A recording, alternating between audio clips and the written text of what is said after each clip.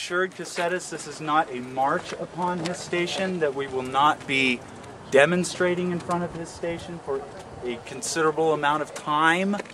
By all means, you're free to do whatever you want, but I think our purpose would be better facilitated by delivering the letters and issuing of a statement and returning back here so we can then facilitate amongst ourselves and build this contingency to meet with Chief Casetas, members of the Department of Safety, Chief Weaver, Town of Taos Police, and other civic groups this coming Friday to discuss how we can reintegrate trust and healthy working relationships between law enforcement and this community.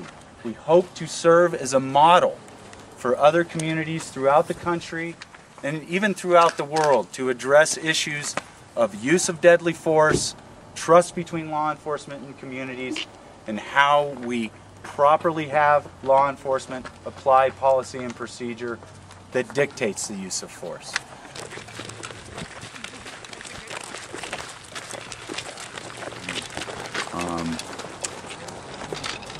Our goal from that meeting is to come up with solutions of how in this community we can start to re-facilitate a healthy working relationship and foster that relationship between law enforcement and this community.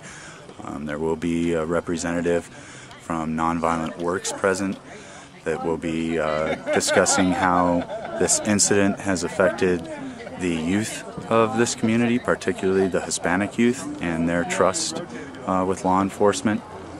We believe that this is a social justice issue, and that over the years, due to social climate and perhaps lack of application of policy and procedure, that relationships between law enforcement and the communities they serve have severely deteriorated.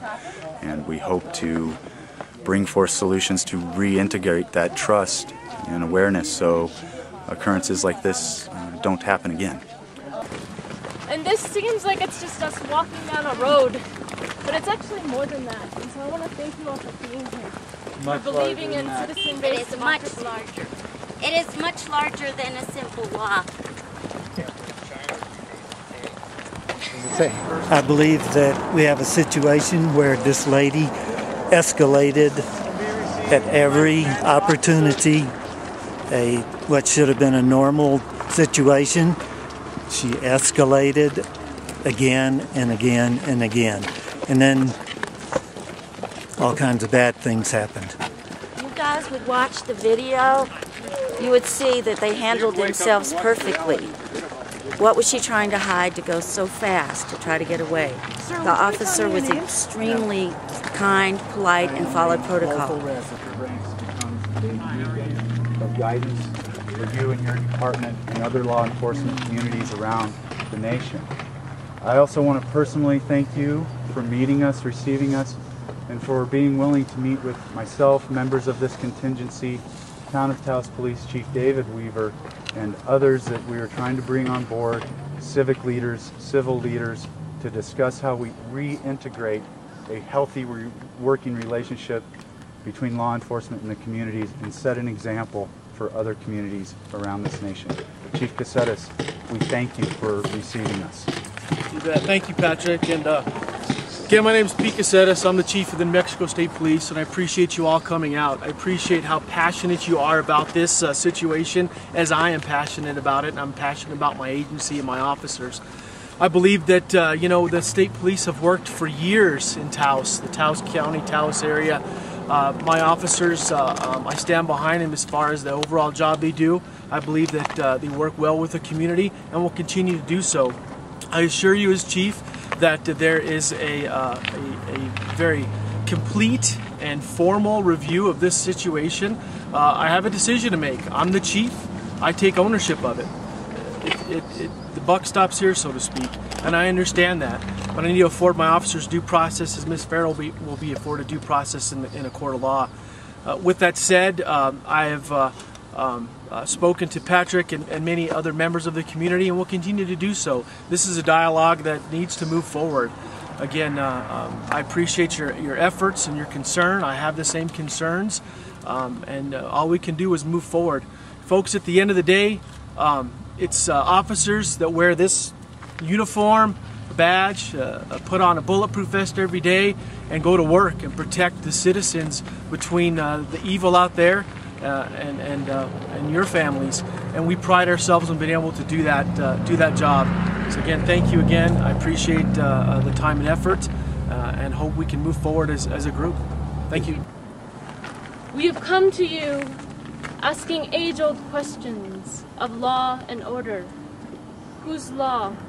Whose order? Officers, and a collection of recent incidents that opened this Pandora's box.